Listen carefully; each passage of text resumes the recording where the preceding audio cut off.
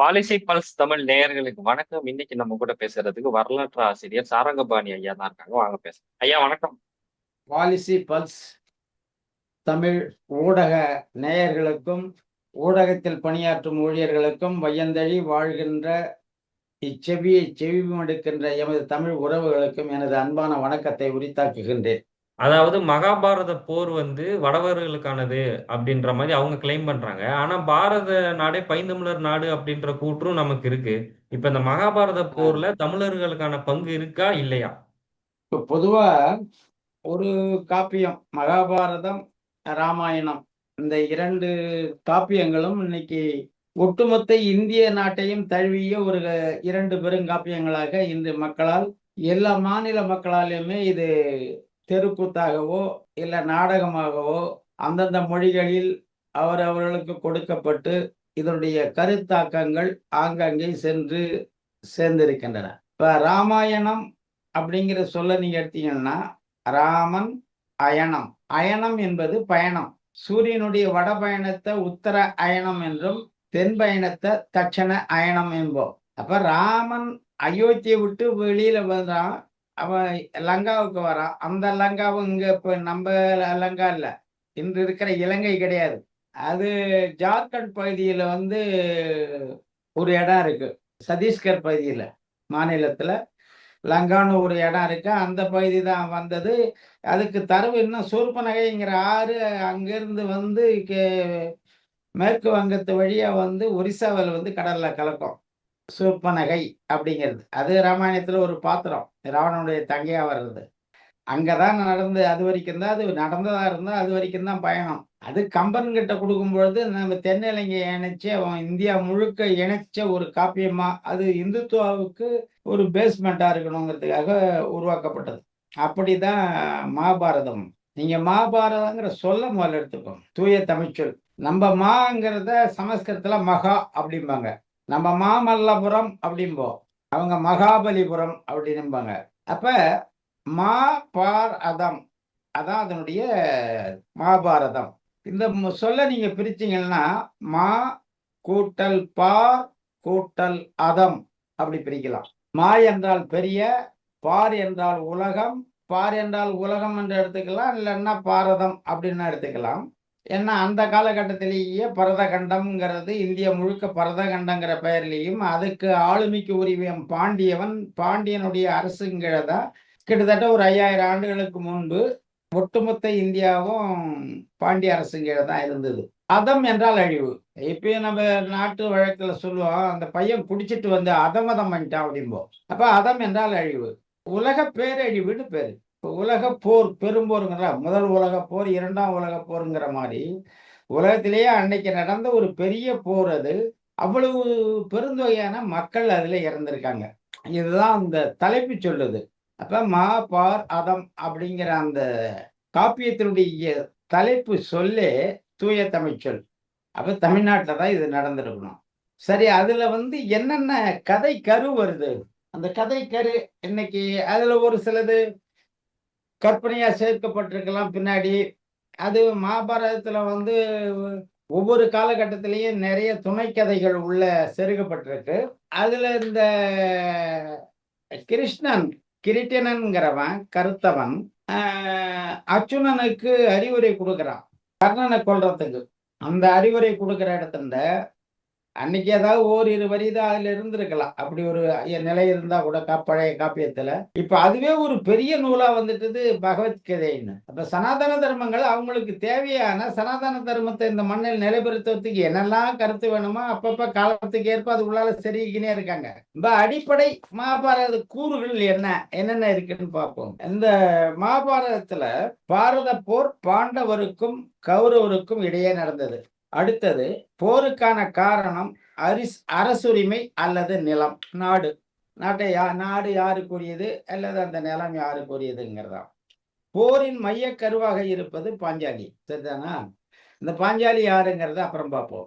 இந்த பாஞ்சாலியை தான் வச்சு அவன் சூதாடுறான், இழக்கிறான். அப்புறம் அதை திரும்பி மீட்டெடுக்கிறதுக்கு தான் போரே நடக்குது.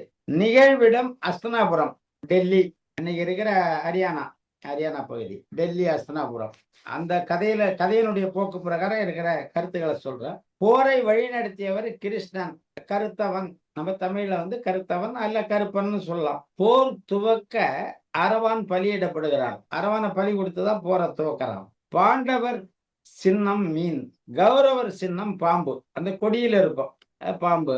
போர் 18 நாள் பெரும் போர், பேரழிவு. அதுக்கு அடுத்தது கிரீட்னன் உதவியால் பாண்டவர்கள் மீண்டும் ஆட்சியுரிமை பெறுகின்றனர். பாண்டவர் 5, கௌரவர் 100 பேர். பெரும்பான்மையை சிறுபான்மை எப்படி வெற்றி கொண்டு ஆள்வது என்பதுதான். இப்ப இந்த கிரேதா யுகம், திரேதா யுகம், துவாபர யுகம், கலியுகம் அப்படிங்கிறதுல துவாபர யுக கடைசியில தான் இது நடந்தது அப்படிங்கிறாங்க. இப்ப கலியுகம் பிறப்புங்கிறதே கிமு 3102 அதுலதான் வருது. கலி பிறந்த காலகட்டம்னு வருது. இப்ப இங்க ராமாயணம் வந்து காலமும் பெரும்பாலும் கருத்து கணிப்பு வந்து 2-3 காலகட்டத்தை அவங்க கொடுக்குறாங்க. கிமு 3067 இருந்து 3102 அந்த காலகட்டத்துல நடந்திருக்கலாம் ஒரு சில பேர் கொடுக்குறாங்க. ஒரு சில பேர் கிமு 900 1000 இந்த இடைப்பட்ட காலத்துல நடந்திருக்கலாங்கிறாங்க.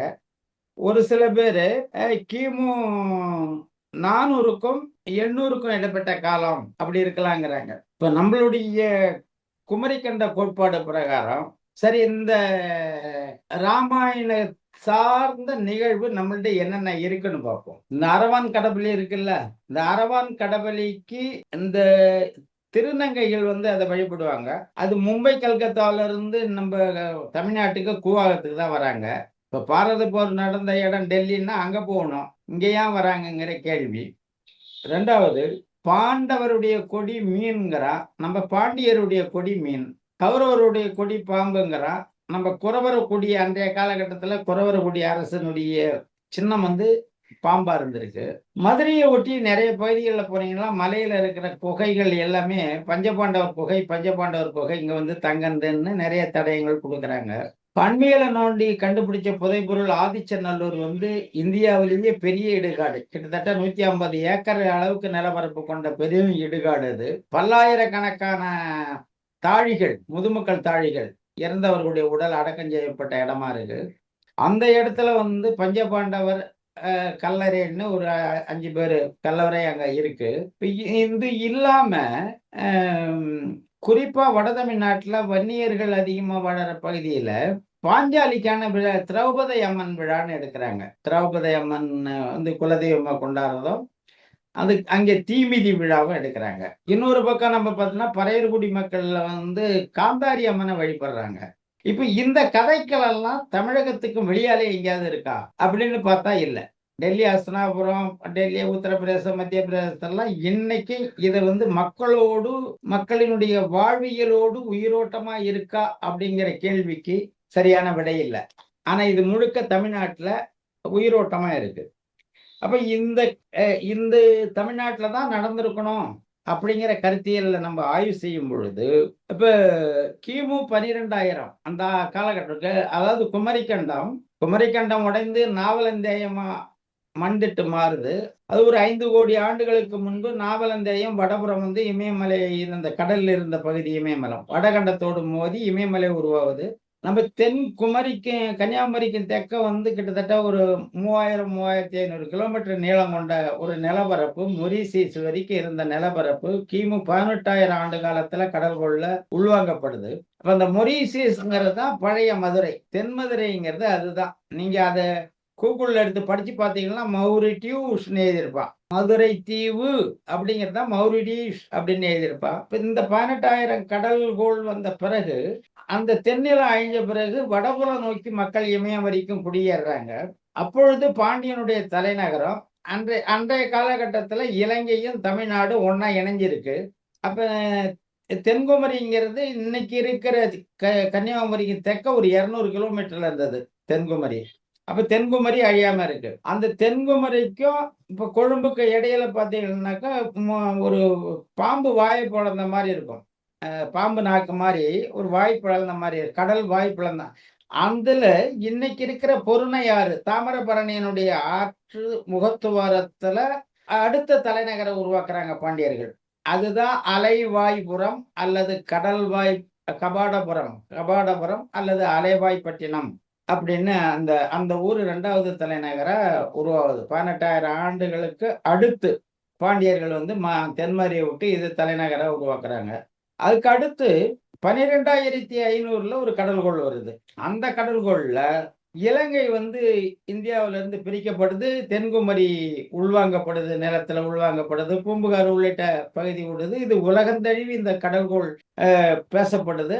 இந்த காலகட்டத்துல மேற்கு கரை வழியே தரை வழி நிறைய மக்கள் வந்து புலம்பெயர்கிறார்கள். நான் சொல்றது கிமு 12,500 அப்படின்னா இப்ப 14,500 ஆண்டுகளுக்கு முன்பு அப்படி புலம்பெயர்ந்த மக்கள் முன்பே இமயம் வரை மக்கள் புலம்பெயர்ந்திருந்தால் கூட இப்ப கொஞ்சம் கூடுதலாக புலம்பெயர்றாங்க. சிந்து நதிக்கு போறாங்க. சிந்து நதி வளமான பகுதியில உயர ஏறி அங்க ஒரு நாகரிக வளத்தை உருவாக்குறாங்க தமிழர்கள். சிந்துவை கடந்து அடுத்து கடற்கரை வழியே பயணிக்கும் போது யூக்கரப்டஸ் டைகரஸ் ஆற்று வழியே மெசபடோமிய நாகரிகத்தை உருவாக்குறாங்க. அதுவும் தமிழன் போய் தான் அந்த நாகரிகத்தை அங்க உருவாக்குறாங்க. அப்ப ஆசியா கண்டம் முழுக்கவே தமிழர்கள் விரைவி இருந்த நாடு. இன்னமும் எல்லா ஊர்லயும் இன்னைக்கு ஆப்கான் பாகிஸ்தான் எல்லாம் பார்த்தா தமிழ் ஊர் பெயர் நிறைய இருக்கும். ஊர் பெயர் பூரா தமிழ்லயே இருக்கும். புறம், நகர், ஸ்ரீநகர், பூர்னு வரும். ஜெய்ப்பூர், பூர்னா ஊர். இப்ப இந்த 12,500 கடல்கோளுக்கும் பிறகு இலங்கை வந்து ஒரு 2 கிலோமீட்டர் பரப்பளவு அகலத்துல தலைமன்னாரும் தனுஷ்கோடியும் இணைக்கப்பட்டிருந்தது. ராமேஸ்வரமும் இணைக்கப்பட்டிருந்தது. ஒரு 2 கிலோமீட்டர் அகலம் உள்ள தரைவழி பாதை இருந்தது. அது கிமு 3000 வந்த கடல்கோள்ல அந்த பாதையும் போயிடுச்சு. வெறும் கடல் கொண்டுன்னு வச்சுங்களேன். இப்ப இந்த கிமு 3000 கடல்கோள் வர காலகட்டத்துல அந்த கடல்கோளுக்கு முந்தியோ பிந்தியோ கிட்டத்தட்ட அந்த கடல்கோளுக்கு முந்தின ஒரு சில காலகட்டமா இருக்கணும் இந்த மகாபாரதம் நடந்த காலம் சொல்லுது. அந்த காலகட்டத்துல ஒரு போர் அங்க வந்திருக்கு. அப்ப அந்த 12,500 கடல்கோளுக்கும் கிமு 3000 இடைப்பட்ட காலத்துல அலைவாய்ப்பட்டினம் கடல் உள்வாங்கப்பட்ட பிறகு அதே தாமிரபரணி ஆற்றங்கரையில் கொற்கையில வந்து தலைநகரை அமைக்கிறாங்க. இந்த கொற்கை பாத்தீங்கன்னாக்கா ஆதிச்சநல்லூருக்கு ஒரு 20 கிலோமீட்டர் கிழக்கு இருக்கும். கொற்கையில இருந்து 20 கிலோமீட்டர் மேற்க வந்து ஆதிச்சநல்லூர் இருக்கும். இந்த தாமிரபரணி ஆற்று நெடுக்க அம்பாசமுத்திரம் வரைக்கும் நிறைய தொல்பொருள் ஆய்வு இருக்கு. 50க்கு மேற்பட்ட இடங்கள் ஆய்வு பண்ண வேண்டியது நிறைய இருக்கு. இன்னைக்கு அந்த அந்த பகுதியில நிறைய ஆய்வுக்கு உட்படுத்தியிருக்காங்க. இந்த பகுதியில் அதுல ஒண்ணுதான் இது நம்ம ஆதிச்சநல்லூர் வந்து அதுல ஒண்ணுதான். இப்ப இந்த பகுதியில வந்து இப்ப இந்த நகர நாகரிகங்கிறது வந்து ஆற்றங்கரையை ஒட்டி தான் நகர நாகரிகம் உருவாகுது. மருத நிலத்துலதான் நகர நாகரிகம் உருவாகுது. குறிஞ்சி முல்லையில வந்து ஒரு நகர நாகரிகம் செழுமை உருவாகிறதுக்கு காரணம் என்னன்னா அந்த பகுதிகளெல்லாம் வேளாண்மை வந்து அவ்வளவா இருக்காது. குறிஞ்சியை பொறுத்த வரைக்கும் வேட்டுவ குடியா வாழ்ந்தவங்க அன்னன்னைக்கு உணவு தேடணும். முல்லைங்கிறது மானாவாரி மசல் வைக்கலாம், நெல் விளைக்க முடியாது. கம்பு கேழ்வரகு திணை அப்படிதான் அந்த பகுதியில இடலாம். அது தன் தேவைக்கு போக எஞ்சி நிற்காது. மருத நிலத்தில் நெல் விளையும் பொழுது அது 2 போக 3 போக எடுக்கும் பொழுது ஆண்டு முழுக்க தனக்கு உணவுக்கு வைத்தது போக எஞ்சி இருக்கும். மற்ற மக்களுக்கு கொடுக்கக்கூடிய அளவுக்கு இருக்கும். அப்ப இவனுக்கு உணவு மிச்சப்படுறதால இவன் இந்த நாகரிக வளர்ச்சி, கட்டட வளர்ச்சி, நிறைய மாடி வீடுகளை கட்டுறது, கூத்து, பாட்டு, இசை, சமூக நாகரிக வளர்ச்சிக்கான இன்னும் ஏதுவான பல செயல்பாடுகளை செய்வதற்கு மருத நில மக்களுக்கு தான் கூடுதலான வாய்ப்பு இருந்தது. அதனால நகர நாகரிகங்கிறது ஆற்றை ஒட்டி தான் வருது. அது அடுத்து வைகை ஆறு, அடுத்தது காவிரி ஆறு, பாலாறு, தென்மண்ணை, கெடிலம், இங்கே கூவானாறு, அடையாறு, கொற்றலையாறு, அப்படியே இது வடக்கு நோக்கி இது நகரத்துக்குனே போகுதுன்னு வச்சுக்கலாம். இன்னைக்கு என்ன தொல்பொருள் ஆய்வுலாம் அந்த ஆற்றுப்படுகையில் தான் நம்மளுக்கு கிடைக்குது. அப்ப நம்ம இதுல இருந்து என்ன நம்ம கருத வேண்டியதா இருக்குன்னா, அப்ப 3500 அந்த காலகட்டத்துல அப்போ இந்தியாவுல வேற அரசு இல்ல, குழு தலைமை இருந்தது. ஒவ்வொரு பகுதிக்கும் குழு தலைவர்கள் இருந்தாங்கன்னா அரசுங்கிறது பாண்டிய அரசு மட்டும்தான். ஒட்டுமொத்த இந்தியாவுக்கும் பாண்டிய அரசு மட்டும்தான். பாண்டியர்கள் 2 மீன்களை கொடியில் எழுச்சியாக கொண்டார்கள். அது நன்னீர் மீன், கடல் மீன் ரெண்டையும் அவங்க இருந்தாங்க. அவங்க பாண்டியர்கள் மருத நிலத்தவரோடு மட்டும் இல்லாம நெய்தல் நிலமும் அவங்களுக்கு கூடுதலா அவங்க வாழ்விடமா இருந்தது. ஏன்னா மருத நிலத்துல வந்த வேளாண்மையை விட நெய்தல் நிலத்துல கிடைக்கிற மீன் அதிகமா இருந்தது. நம்மளுக்கு கடல் பரப்பு அதிகம், முழுக்கவே சுற்றி கடல் இருந்ததால அப்ப கடலோடிகளாகவும், கடல் வேளாண்மை என்பது மீன், அந்த அடிப்படையிலையும் 2 மீன்களை அவர்கள் தன்னுடைய கொடியில வந்து சின்னமா பதிச்சாங்க. இப்ப கடலோடிகளுக்கு பரதவர் என்று பெயர். இப்ப பாண்டியர்களுக்கு பரதவர் என்ற பொருளும் உண்டு, பெயரும் உண்டு. அப்ப பரதவன் இந்த கண்டத்தை முழுக்கவே ஆட்சிக்கு உட்படுத்தினான்ங்கிறதால பரத கண்டம் அப்படின்னு இதுக்கு பேர் வந்தது. அதனாலதான் பாரதம் அப்படிங்கிற பேரும் வந்தது. இன்னைக்கு பாரதம்னா அவங்க மகாபாரதம்னு இன்னைக்கு பிராமணர்கள் சொல்றதுன்னா, அதனாலதான் தமிழர் வந்து நம்மளுக்கு தனி நாடு இல்லடா, ஒட்டுமொத்த இந்தியாவே நம்மளுதுன்னு சொல்றதுக்கு காரணம் தான். ஒட்டுமொத்த இந்தியாவே நம்மளுது. இதுல நம்மளுக்கு இன்னைக்கு மொழி வழி குறுகிட்டோங்கிறதால, அப்ப இவ்வாறு இருக்கும் பொழுது பாண்டியருடைய சிற்றரசு அங்கே இருந்தது. இப்ப என்ன இந்த மருத நிலமும் திரௌபதியும் பற்றி பார்ப்போம். முதல்ல திரௌபதினா யாரு? திரௌபதிங்கிறது ஒரு பெண்ணான்னா இல்ல. நீங்க அந்த சொல் பதத்தை பிரிச்சு பார்த்தீங்கன்னாக்கா, தரை பதி அப்படிதான் வருது. தரை என்றால் வரப்பு கட்டப்பட்ட நிலம், அதாவது நஞ்ச நிலம். பதி என்றால் தலைவன். அப்ப மருத நில தலைவன்கிற பெயர்ல தான் வருத ஒழிஞ்சி திரௌபதிங்கிறது ஒரு பெண்ணா வரல. ஆனா அதுல வந்து திரௌபதியோட சேலைய உருவனனாலதான் இந்த இதுன்ற மாதிரி தானங்க வரும். அதுதான் இப்ப இங்க ஒரு ஒரு உண்மையான காப்பியம் வேறு மொழிக்கு மாற்றப்படும் பொழுது அவங்களுக்கான கலாச்சார பண்பாடுகளை அதுல உள்ள செருகுவாங்க, மூல நூலா அழிச்சுடுறாங்க. நடந்தது என்னன்னா, மகாபாரதம் தமிழ்நாட்டுல நடந்தது. தமிழ்ல ஒரு பெருங்காப்பியம் இருந்தது. அந்த காப்பியம் கிபி 7ஆம் நூற்றாண்டுல சமணர்கள், அதாவது ஆசிவர்கம் அவர்கள் கழுமறையாற்றப்பட்டு சைவ புரட்சி ஏற்படும் பொழுது இங்கே ஆரியர்கள் தமிழ் ஆசிவகத்தில் இருந்த மருத்துவம், வானியல், மெய்யியல் போன்ற நூல்களை சமஸ்கிருத மொழியில் மொழிபெயர்க்கிறார்கள். அவ்வாறு மொழிபெயர்க்கப்படும் பொழுது இந்த காப்பியத்தையும் மொழிபெயர்த்துக்கிறான் சமஸ்கிருதத்துல 7ஆம் நூற்றாண்டுல. அப்ப தமிழ்ல இருந்த ஓலைச்சுவடிகள் எல்லாம் கொளுத்தி விடுறானுங்க. அவனுக்கு கண்ணுக்கு படாத இருக்கிறத நம்ம கிட்ட சொல்லி, உங்க வீட்டுல ஓலைச்சுவடி நம்மள படிக்க கூடாதுன்னு சட்டம் போட்டு படிக்காதாக்கிட்டான். அப்ப ஓலைச்சுவடி படிக்க முடியாம வீட்டுல இருந்ததுன்னா அது வந்து சூனியம் வச்ச மாதிரி ஆயிடும். ஒண்ணு 18ஆம் ஊர் அன்னைக்கு ஆத்துல விடுங்க, போகி பண்டிகைக்கு தீயில போட்டு எரிங்கன்ட்டான். அப்ப நம்ம கிட்ட மூல நூல் எதுவுமே இல்லை. இப்ப பின்னாடி மூல நூல் சமஸ்கிருதத்துல இருந்தா நம்ம எழுத வேண்டியதா இருக்கு. வேதவியாசர் வந்து இதை எழுதுறான்னா மகாபாரதத்தை, வேதவியாசர் அவன் எழுதல. வேதவியாசர் சொல்ல விநாயகர் எழுதுனாங்கிறான். விநாயகர் என்பது ஆசிவகத்தின் குறியீடு, யானை ஆசிவகத்தின் குறியீடு. ஐநா கோயில்ல யானை இருக்கும் இன்னைக்கும். ஒரு குட்டி யானை குந்தி இருந்ததுன்னா அதுதான் விநாயகர். அப்ப விநாயகர் எழுதினாருங்கும் போது இது ஆசிவக பேராசங்கள் தான் எழுதியிருக்கான். இந்த உண்மையை அவன் வந்து மறைக்கல. சரிதானா? வேதவியாசர் எழுதல, விநாயகர் எழுதினாங்கிறான். அப்ப நம்மளால தான் எழுதியிருக்கான், ஆசிவக பெருஞ்சத்தன் தான் எழுதியிருக்கான். அதை அழிச்சிட்டு வேதவியாசர் என்ன பண்ணா கிபி 7ஆம் நூற்றாண்டுல வடமொழியில மொழிபெயர்த்துக்கிறான். 1000 ஆண்டு கிமு 1000 சமஸ்கிருத ஒரு மொழியே இல்லை. அப்படி ஒரு மொழியே இல்லை, அதுக்கு எழுத்தும் இல்லை. எழுத்த பின்னாடி வந்து அசோகனுக்கும் பிறகு முதல்ல பாலி, கிரந்தம் இந்த மாதிரி மொழிகள் தான் வருது. சூரசேனம் இதுதான் வந்து தமிழ் எழுத்துல இருந்து எழுத்து உருவாகுது. அதுல இருந்து சமஸ்கிருதம்னா செம்மைப்படுத்தப்பட்ட மொழின்னு பேரு. சமைக்கப்பட்டது, செழுமைப்படுத்தப்பட்டது அப்புறம் தான் வருது. கிட்டத்தட்ட கிபி 1ஆம் நூற்றாண்டு 2ஆம் நூற்றாண்டில் தான் சமஸ்கிருதமே உருவாகுது. அதுக்கு இலக்கண இலக்கியம் எல்லாம் கிபி 7ஆம் நூற்றாண்டில் தான் வருது. அதுக்கு பிறகுதான் காப்பியமே எழுதலாம். அப்ப கேரளாவில் இருந்த ஒரு யூத பிராமணன் தான் இந்த வேதவியாசருங்கிறவன் கிபி 7ஆம் நூற்றாண்டுல மூல நூலான மகாபாரத தமிழ் நூலை ஓலைச்சுவடியை எரிச்சிட்டு இதை வந்து சமஸ்கிருதத்துல மொழிபெயர்த்துக்கிறான். இதான் இப்ப என்னுடைய கருத்து. நம்மளுடைய அந்த நூல்ல இருந்து 12-13ஆம் நூற்றாண்டுல வில்லிபுத்தூர் ஆழ்வாருங்கிறவர் திரும்பி தமிழ்ல மொழிபெயர்க்கிறார். இதுக்கு இடையில பல கதைகள் அதுல வந்து உயரையாத்தப்படுதுன்னு வச்சுக்க. அவங்க வந்து ஒட்டுமொத்த இந்தியாவையும் சனாதனத்தையும் நிறுத்தத்துக்கு தானே இந்த காப்பியத்தை பயன்படுத்துறாங்க. நிகழ்விடத்தை வந்து ஆதிச்சநல்லூர் அஸ்தனாபுரம் மாத்துறான். அப்ப வட இந்தியாவில இருந்து தென்னிந்தியா வரைக்கும் அவன் கட்டமைப்பு வரும்போது அவன் சாலை இன்னும் கேட்ட அந்த நிலத்தையே பெண்ணை உருவாக்குறான். இப்ப ஏன் நான் சொல்றேன்னா, பாஞ்சாலி திரௌபதிங்கிற சொல் வந்து பெண்ணை குறிக்கல. பாஞ்சன்னா 5, ஆளி என்றால் ஆள்பவன், ஊராளி, ஆளுபவன். பாஞ்சாலின்னா 5 ஆட்சியாளர்கள், 5 பாண்டியனுடைய 5 சிற்றரசு. அவனுக்கு உரிமையான நிலம் மருத நிலம். தரைப்பதி என்றாலே, தரை என்றாலே மருத நிலம், பதி என்றால் தலைவன். அந்த மருத நிலத்து தலைவன்ங்கிறது தான் பொருள். இப்ப பேரரசு இருந்தா கூட பேரரசு கீழே அந்த 5 சிற்றரசு தான் நிர்வாகத்தை எல்லாமே பாக்குறான். பேரரசு இங்கிலாந்து அரச குடும்பம் மாதிரி இருக்கு. ஏன் பிரச்சனை என்ன அப்படின்னாக்கா, இந்த தாமிரபரணி ஆறு நீங்க மருத நிலத்தை விரிவுபடுத்தணும்னா காடை அழிச்சு தான் விரிவுபடுத்தணும். ஆறுகளை ஒட்டி பனங்காடு.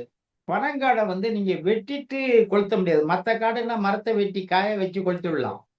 பனை மரத்துக்குள்ள உள்ள நுழையவே முடியாது. அப்ப மொத்தமா மட்டை காஞ்சி போயிருக்க அடியில இருந்து வச்சு கொளுத்தணும். கொளுத்திட்டு அந்த கறி துண்டெல்லாம் அப்புறம் மேட்டு அட்டை எடுத்து போட்டு அப்புறம் நிலத்தை சமப்படுத்தி மருத நிலத்தை வரப்பு கட்டி உருவாக்கணும். இதை தான் பாண்டியர்கள் செஞ்சிருக்காங்க. விரிவுபடுத்திக்கினே போறான். இங்க இருந்து இப்ப அம்பாசமுத்திரம் வரைக்கும் மேற்கு நோக்கி நிலங்கள் விரிவுபடுத்தப்பட்ட கொண்டே போகுது. இந்த நிலம் விரிவுபடுத்துறதுல கூட இவங்களுக்கு ஒரு நடைமுறையை கையாண்டிருக்காங்க. காடை அப்படியே கொளுத்துனாக்கா தீயை கட்டுப்படுத்த முடியாது. அப்ப ஒரு குறிப்பிட்ட ஏரியா ஒரு 100 ஏக்கர் 50 ஏக்கர் இன்னைக்கு கொளுத்துறோம்னா அதை சுத்தி ஒரு ஃபண்டு போடுறது, பாதை போடுறது. அந்த சுத்தி இருக்கிறத மட்டும் ஒரு 100 அடி அகலத்துக்கு கஷ்டப்பட்டு அந்த மரத்தை வெட்டி விடுறது. வெட்டி எட்ட எடுத்து இந்த கொளுத்தக்கூடிய மரத்தோட போட்டு வர்றது. இந்த தீ அந்த பக்கம் தாவக்கூடாது. அதுக்கு இடைவெளி விட்டு வர்றது. அதுக்குள்ளால நீங்க கொளுத்தினீங்கன்னா அந்த பக்கம் இருக்கிற காட்டுக்கு தீ போகாது. இப்படி பண்ணி தான் அவங்க கொளுத்துறாங்க. ஆனா மலையில இருக்கிற குறவர்குடிக்கு அச்சம் ஏற்படுது. ஏன்னா அந்த மலை உயரத்துக்கு இந்த தீ போகுது. அவன் தூரம் தான் இருக்கு. மலை பக்கத்துல இல்ல, தூரத்துல தான் இருக்கான். இருந்தாலும் அவன் இந்த தீ தொடர்ந்து வந்தா தரையில இருக்கிறவன் புலம்பெயர்ந்த முடியும். எங்கேயோ ஓடிடும். கடற்கரை பக்கம் கூட ஓடிடலாம். மலையில இருக்கிறவன் எங்க ஓட முடியும்? எங்கேயும் ஓட முடியாது. தீயில மாட்டிக்குவான். இவ்வளவு தீ கொளுத்த கூடாதுங்கிறான் அவன். இங்கதான் பிரச்சனை வருது. பாண்டியர்களுக்கும் குறவர் குடிக்கும் வர பிரச்சனையே மருத நில மக்களான பல்லர் குடி தான் பாண்டியர் குடி. அன்னைக்கு தேவேந்திர குல வேளாளர் அப்படின்னு சொல்றோம் இல்லையா, அந்த குடிதான் பல்லர் குடி. பல்லர் மல்லர் அப்படிங்கிறதும் அந்த குடிதான் பாண்டிய அரசனுடைய முதன்மை குடி. அதுதான் தொன்மை குடி. அப்ப இந்த பல்லர் குடிக்கும் குறவர் குடிக்கும் தான் போர் வருது, பிரச்சனை வருது, சிக்கல் வருது. நடத்தக்கூடாதுங்கிறான், கொளுத்தக்கூடாதுங்கிறான், இவன் மீறி கொளுத்துறாங்க. இதனால போர் துவங்குது. இந்த கொளுத்துற நாள் கூட பாருங்க, கார்த்திகை மாதம். கார்த்திகை மாதம் அந்த பருவம் வரும். இந்த விண்ணுல கார்த்திகை நட்சத்திரம் அப்படிங்கன்னா அந்த விண்மீன் கூட்டம் தெரியும். மழைக்காலம் முடியும். மழைக்காலம் முடிஞ்சு பனிக்காலம் துவங்கும். இந்த காலத்துல கொளுத்தனாக்கா அனல் அதிகமா அடிக்காத இருக்கும். ரெண்டாவது காடு அணைக்கிறதுக்கு நீரும் கிடைக்கும், நீர் ஆதாரம் இருக்கும். அதனால கார்த்திகை மாதம் தான் இதை கொளுத்திருக்கான். அந்த கொளுத்தின நிகழ்வு தான் இன்னைக்கு வரைக்கும் கார்த்திகை தீப திருவிழாவா நம்ம கொண்டாடுறோம். விளங்குதுங்களா? இந்த தரவு வேற எங்கேயும் யாருனையும் கிடையாது இந்தியாவில். அந்த கார்த்திகை தீப திருவிழாவில் சொக்கப்பனை கொளுத்துறதுன்னு ஒரு நிகழ்ச்சி இருக்கும். பனைமட்டையெல்லாம் வச்சு கட்டி சொக்கப்பனை கொளுத்துறது அப்படின்னு கொளுத்துவாங்க. அந்த சொக்கப்பனை கொளுத்துனது அன்னைக்கு இந்த பனையை கொளுத்தனுடைய நினைவு தான் இன்னைக்கும் நம்ம மரபு வழி கொண்டாடுறோம்.